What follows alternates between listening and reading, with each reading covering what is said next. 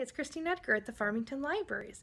For today's maker activity, we will be making photo canvas transfer art.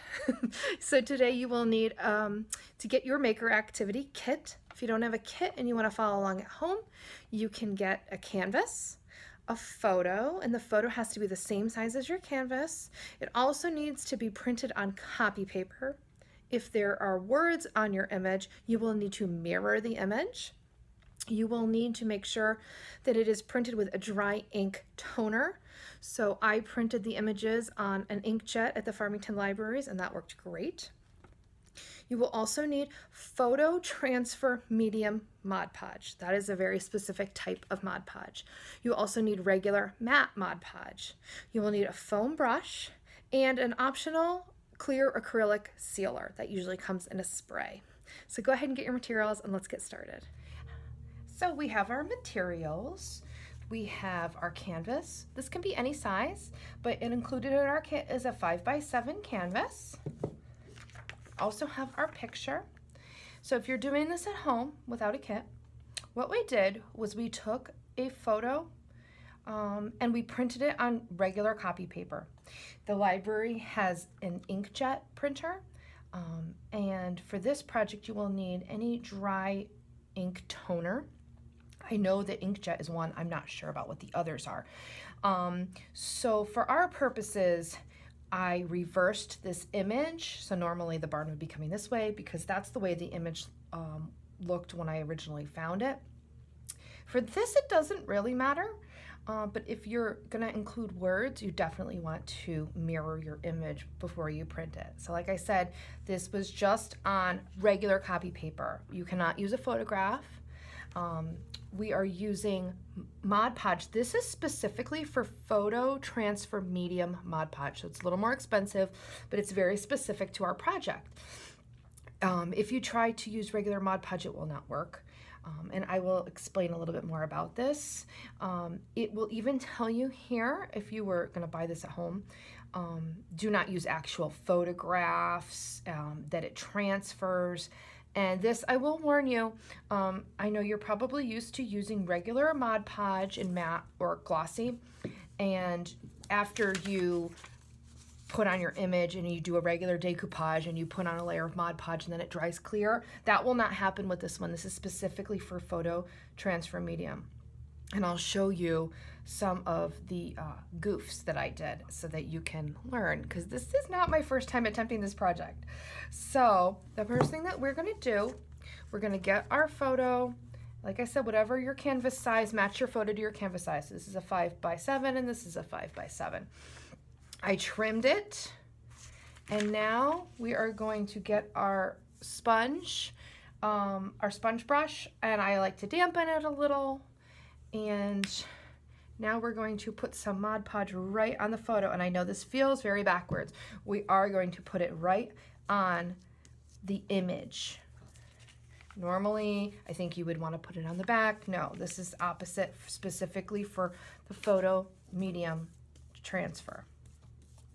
So I've done this both ways, where I've put the Mod Podge on the paper or I've put the Mod Podge on the canvas. I do find that it helps a little better if you do it on the actual image that you're going to use. I just think it helps it connect better. When I've done it just directly on the canvas and then I put the image down, it tended to bubble, and that will hurt our project, our final project. So we're just going to cover this really well. Let me get all the spots.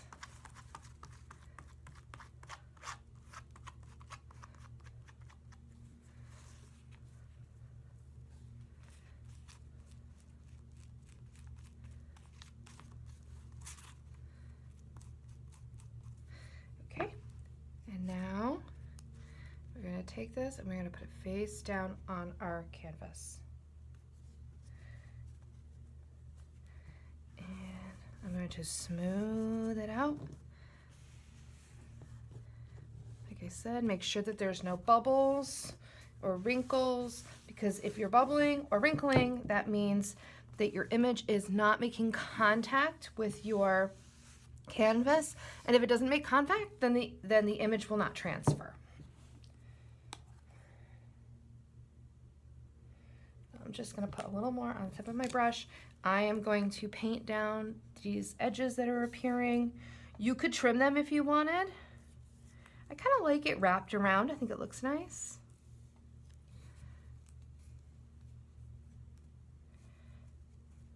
So I'm just going to press it down, but remember, we don't want to take this and put it on top of our white.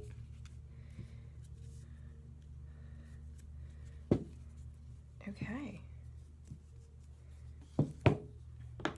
Again, we're just making sure that there's no bubbling, no wrinkling, that this image is flat and secured. Now, this is the hard part. I'm just joking. The hard part is that you have to wait. You cannot start this ahead of time or it will ruin your final project. You want to wait at least 24 hours. You can wait longer.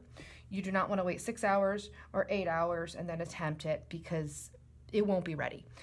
It really does need a long time. So you'll want to wait 24 hours. So put this aside, let it dry, and then 24 hours later, come back to this video and join us and we'll help you with the next steps. Okay, here's 2 examples of things going wrong with this project. So I have tried this project out several times and there are some missteps that you can make. So I'm going to give you some tips. This one is what will happen. Now this is an exaggerated example. I recommend not using photos of people because you never know if their whole face is going to get blown out. Now this, I had little marks like here and here and here, and it just kept happening. So I actually tried to like take this whole image off and I couldn't. So that's why it looks so bad. But you will get little marks like this. Now it's supposed to give you like a rustic vintagey look, like here you can kind of see, which would look cute for our barn.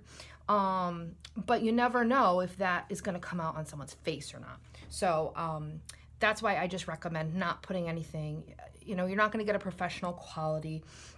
It's just supposed to be a very pretty rustic look. So just keep that in mind, that and especially if you don't have nice contact with your paper when you put it down, you could get a bubble like here and then the whole part comes off. The other thing I was telling you before was that this is not regular Mod Podge where you decoupage a layer and then it dries clear and gives you a nice shiny coat or you know, a matte coat. So this is what happened when I tried to use this to do an image transfer, but instead of flipping that image and putting it down, I just put the white back straight on here and I put this all over, and you can see it does not give you the quality result that you want. So these are just 2 things. So it seems like a simple project, but there were some missteps along the way, which is why I practice before I really show you guys the right way to do it. So these are just things to keep in mind. So get ready and we're gonna move on to the next step. Okay, and now we will begin the process of peeling away the white backing. So I just have a bowl. You get a bowl or a cup of water. I like to put a towel down just because it creates a little bit of a mess. So this is easy, but it's also hard. So we're going to put some water on here and it's going to soak in, and we're going to start to peel away the excess. I mean, it's easy, but I also say that it's hard because we have to be very gentle to try to protect the original image. I think this is upside down, so this will just look a little nicer if we can reveal it. And as you wet it, you can see the picture underneath.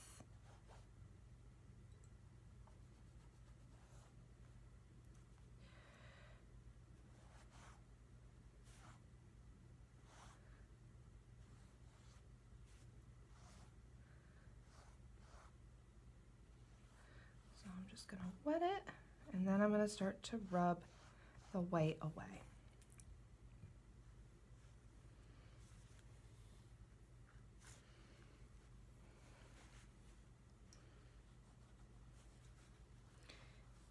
It's good to use a light pressure,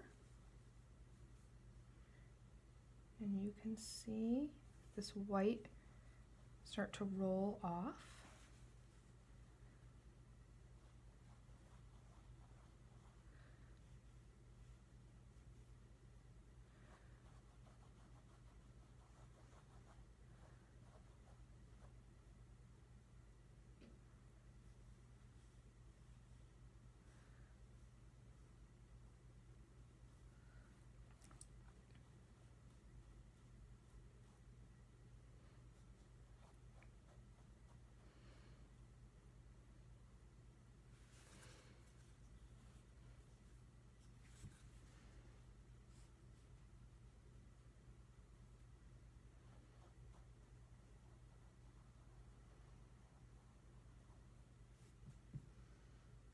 And you can use a little more water as you're going.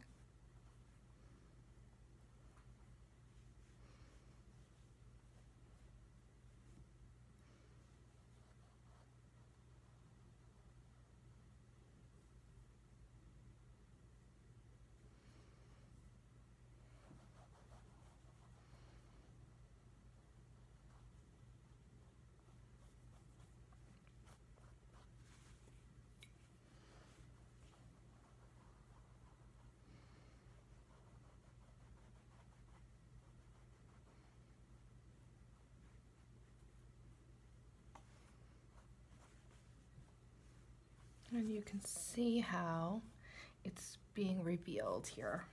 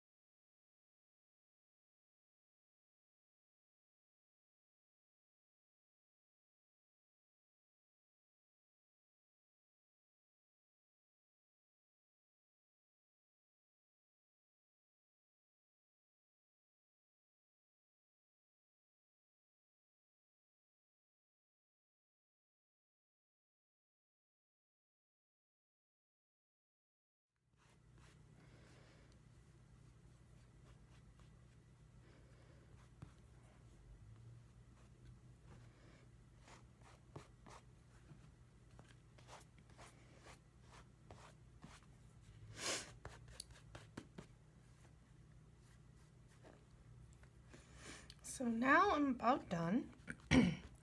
You can go over it a couple of times until you see that it's not so cloudy looking.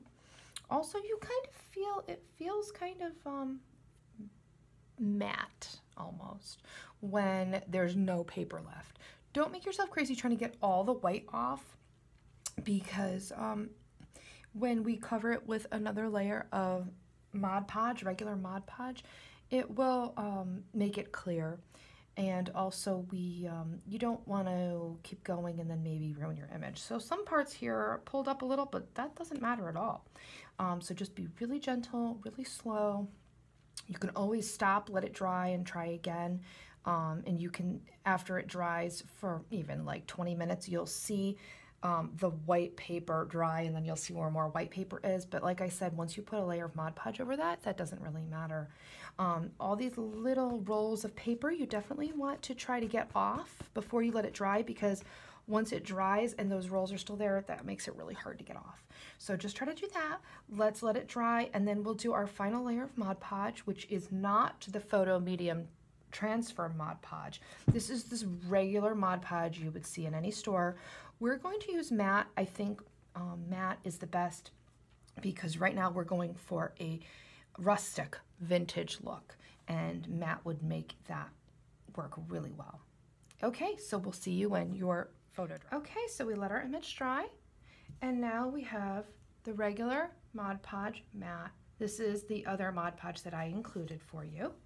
It will be labeled number 2, because this is the second one we'll use. So now, if you're familiar at all with decoupage, we're just going to cover the entire thing. And because this is the regular Mod Podge matte, it will dry clear. I might have used a little too much.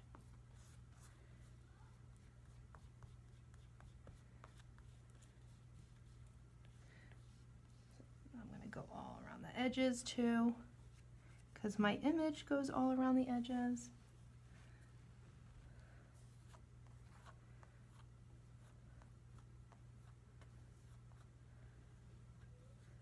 Okay. And we're going to let this dry, and then we'll come back. Okay, so we have let this dry after our coat of Mod Podge, and it looks so great. It looks so pretty. Usually what I do after I do any kind of Mod Podge, I have crystal clear acrylic sealer. So I would give it a nice spray just to give it a little bit more permanence to protect it. So this is something, it's an optional step, but you could get this anywhere. You get this at Amazon. I believe you can get it at Walmart, Target, or Michael's. It's definitely an optional step, but if you end up doing a lot of Mod Podge projects, I think it's worth it. So I hope you enjoyed this. You got to see the process. You got to see maybe the things that you don't want to do. I've definitely found that if you put Mod Podge on the paper and then put it down instead of on the canvas as the first step, that helps a lot, and making sure that you have it nice and smooth with no bubbles, because bubbles mean there's a pocket that you could maybe tear your image. Another thing that I found helpful was I say wait 24 hours. That's what the instructions say to do. I actually waited 48 hours just because of the timing of it. That was when I was able to get back to this project, and I think that really helped. So I think that if you're going to go forward with this would be an awesome project if you wanted to buy like some big canvas and do something. So you can repeat this at home. It's very easy. I hope you stay tuned for our next adult maker programs. We really enjoy bringing these to you. If you want to share your completed projects and your name, please email us at flref@farmingtonlibraries.org, and we will share that to our social media so that people can see all the fun we have here at the Farmington Libraries. So thank you for joining us, and stay tuned for our next programs.